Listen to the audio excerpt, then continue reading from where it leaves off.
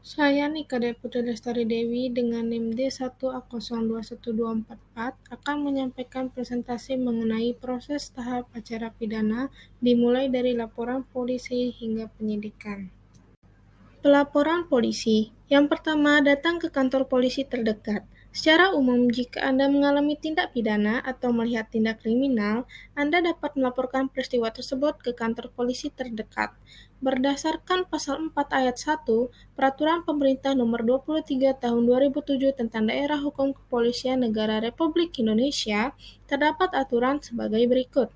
Yang pertama, Daerah Hukum Kepolisian Markas Besar Mabes Polri untuk wilayah Negara Kesatuan Republik Indonesia. Yang kedua, Daerah Hukum Kepolisian Daerah Polda untuk wilayah provinsi. Yang ketiga, Daerah Hukum Kepolisian Resort Polres untuk wilayah kabupaten atau kota. Yang terakhir, Daerah Hukum Kepolisian Sektor Polsek untuk wilayah kecamatan. Terkait hal di atas, sebagai contoh jika melihat ada tindakan pidana di suatu kecamatan, Anda dapat melaporkan hal tersebut ke kepolisian tingkat sektor, polsek, di mana tindak pidana itu terjadi. Namun, bukan berarti Anda tidak bisa melaporkan hal tersebut ke daerah hukum lain.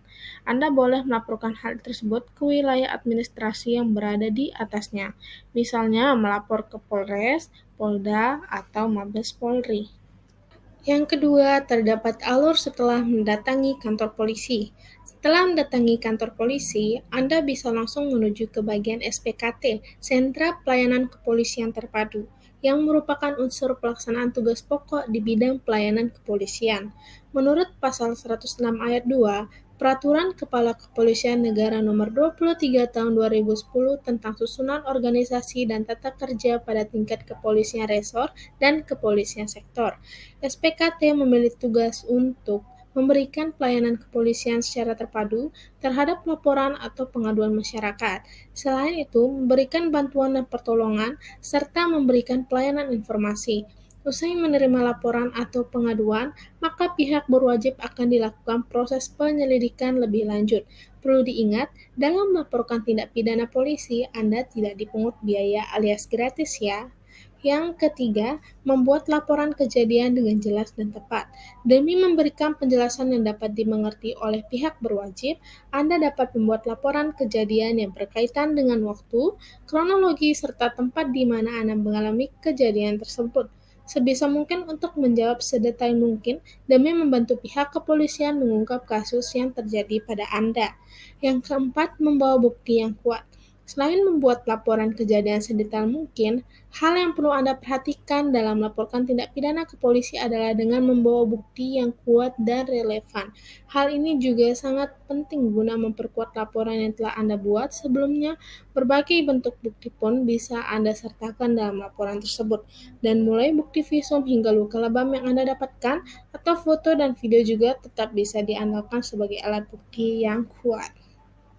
Yang kelima, sertakan saksi dalam pelaporan. Jika diperlukan untuk memperkuat pelaporan selain alat bukti, saksi bisa menjadi sangat membantu dalam membuat laporan yang Anda berikan menjadi semakin kuat dan wajib untuk segera diproses. Tak perlu bingung untuk mencari saksi tersebut. Anda dapat meminta tolong kepada orang yang memang berada di sekitar kejadian untuk menjadi saksi dalam laporan yang Anda buat tersebut. Yang keenam, terdapat pastikan setelah melapor kamu mendapat surat bukti laporan dari penyelidik atau penyidik. Surat bukti laporan ini akan menjadi dasar jika laporan yang Anda berikan telah masuk ke pihak berwajib dan akan segera diproses. Dengan adanya surat ini, Anda juga bisa menanyakan kembali perihal kasus dan laporan yang Anda alami mengenai proses selanjutnya. Setelah tahap laporan polisi, terdapat tahap kedua yaitu tahap penyelidikan. Dalam Pasal 1 Angka 5 KUHP disebutkan penyelidikan adalah serangkaian tindakan penyelidik untuk mencari dan menemukan suatu peristiwa yang diduga sebagai tindak pidana, guna menentukan dapat atau tidaknya dilakukan penyidikan menurut cara yang diatur dalam undang-undang ini. Ternyata, tahap penyelidikan untuk mengungkap kasus kriminal tidak bisa dilakukan dalam sekali gerak saja. Terdapat serangkaian kegiatan terkait agar sebuah kasus pelanggaran hukum dapat ditindak. Penyelidikan akan dimulai apabila terdapat indikasi laporan dan perintah penyidik terhadap suatu tindakan kriminal. Apabila salah satu dari tiga tersebut tidak terjadi, maka penyelidikan tidak akan bergerak. Sebelum dilakukan tindakan penyidikan, dilakukan dulu penyelidikan oleh pejabat penyelidik, dengan maksud dan tujuan mengumpulkan bukti permulaan atau bukti yang cukup, agar dapat dilakukan tindakan lanjut penyidikan.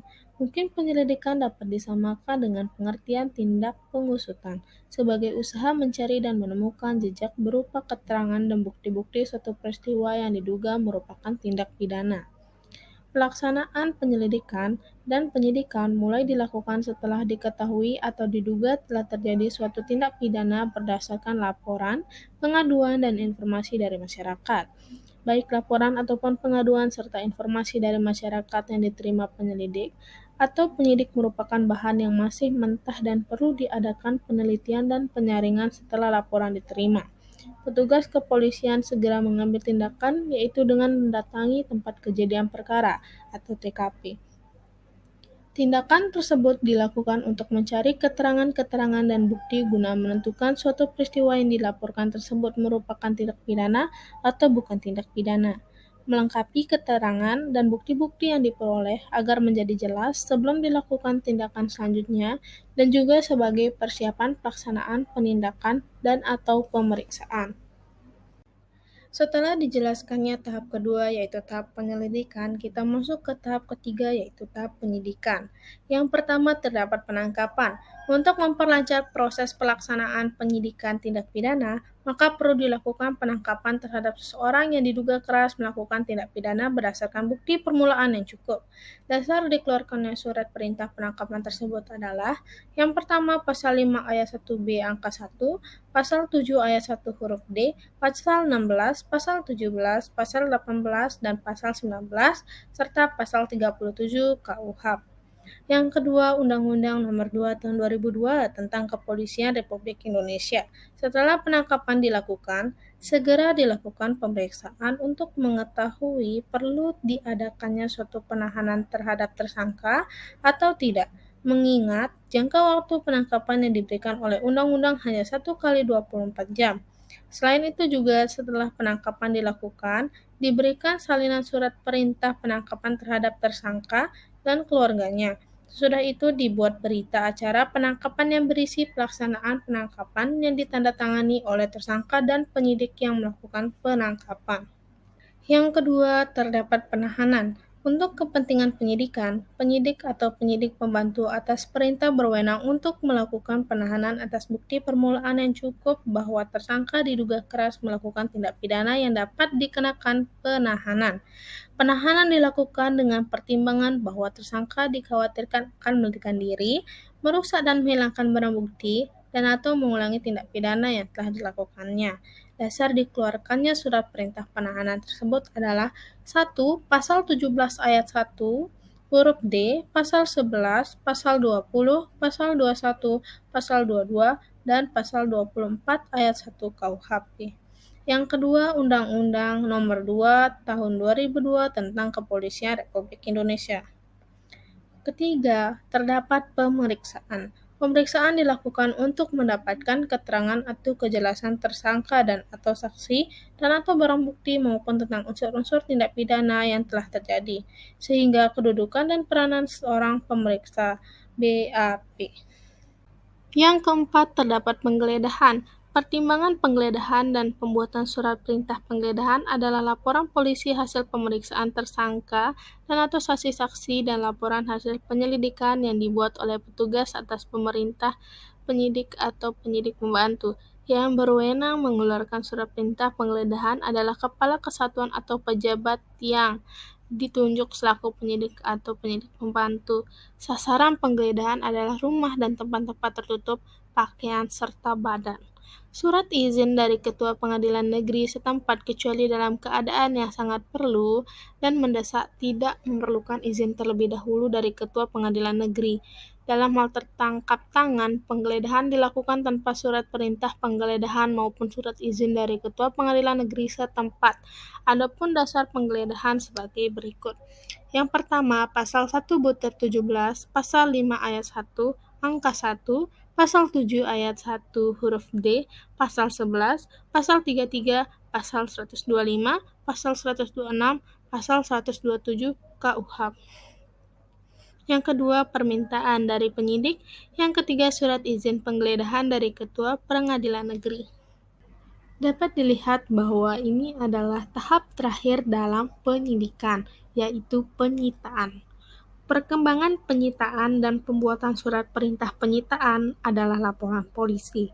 Hasil pemeriksaan, laporan hasil penyelidikan yang dibuat oleh petugas atas perintah penyidik atau penyidik pembantu, dan hasil penggeledahan. Yang mempunyai wewenang mengeluarkan surat perintah penyitaan adalah Kepala Kesatuan atau pejabat yang ditunjuk selaku penyidik atau penyidik pembantu. Penyitaan dilakukan dengan surat perintah penyitaan setelah mendapat izin dan izin khusus dari Ketua Pengadilan Negeri setempat.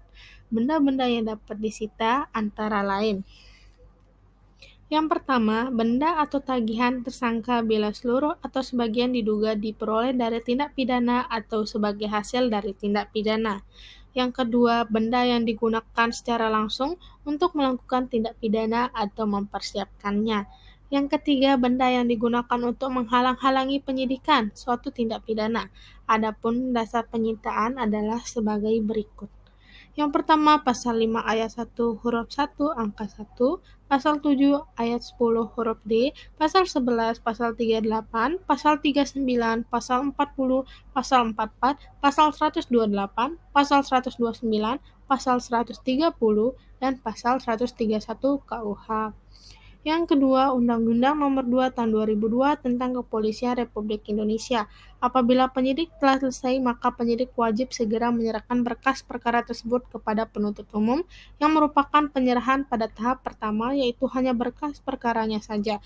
Pasal 8 ayat 3 sub A dan Pasal 110 ayat 1 KUH.